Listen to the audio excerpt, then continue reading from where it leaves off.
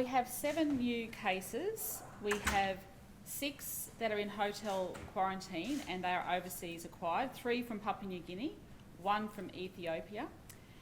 There is 1 historic case. We have 69 active cases. We have had 7,584 tests in the past 24 hours.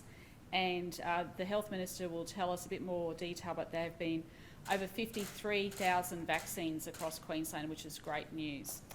Now, today we have 1 new case in the community. Now, this is no need for alarm, and Dr. Young will go with you in go through in more details with everyone about the venues that we are looking at. But this is a good reminder and timely reminder to everyone across Brisbane and the southeast and across Queensland that we need to keep up our social distancing. We need to keep making sure we're doing our really good hand hygiene. And of course, we need to make sure that we're using that check-in app and leaving our details when we go to venues.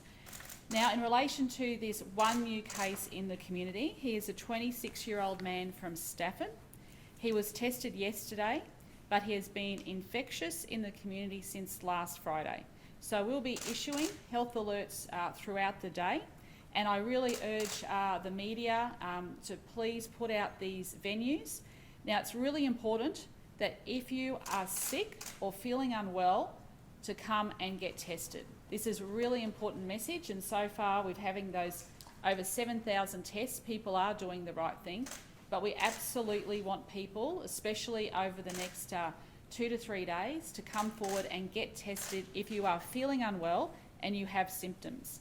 Now, in relation to some of the venues for the health alerts, and Dr. Young will go through them in more detail, but Carindale Shopping Centre, Bunnings at Stafford, fresh food market stalls at Newstead, there's a venue at Redcliffe, and there's a couple of venues at Stafford. I'll get Dr. Young to go through those in more detail.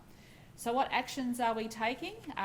We are taking some immediate action. So from 12 noon today, our aged care, our hospitals, our prisons, people caring for people with a disability will be closed to visitors, but this will be confined to the Brisbane City Council areas and to Moreton. So just the Brisbane City Council areas and Moreton. So these are sensible precautions to look after our most vulnerable. What we are going to ask are people, of course, in the Brisbane City Council's areas and Moreton, is that if you are in crowded areas, to wear a mask. So, for example, if you're going to a football match on the weekend, wear your mask going into the venue. If you're on a crowded train, put a mask on. So these are the sensible precautions, and we'll be updating you over the weekend if there are any more cases. Now, can I just say this to everyone as well? Look, you know, it's great to see people out and about, and the last week I've been to a couple of functions where there have been over 300 people. Can I just make some observations? People are not social distancing. We really need people to social distance. And the other thing that's coming back is everyone is doing handshakes again. Please, we are still in the midst of a pandemic. Now is not the time to break our social distancing, our good hand hygiene, and the handshake. So I'm sorry, everyone, but we need to abide by these things if we're going to get through this. So, look, I want to thank Dr. Young for bringing this to our immediate attention this morning. We wanted to let the public know as soon as possible. It is absolutely imperative over the next few days, if you are sick and unwell, stay at home and go and get tested. Absolutely critical that we do this over the next 2 to 3 days.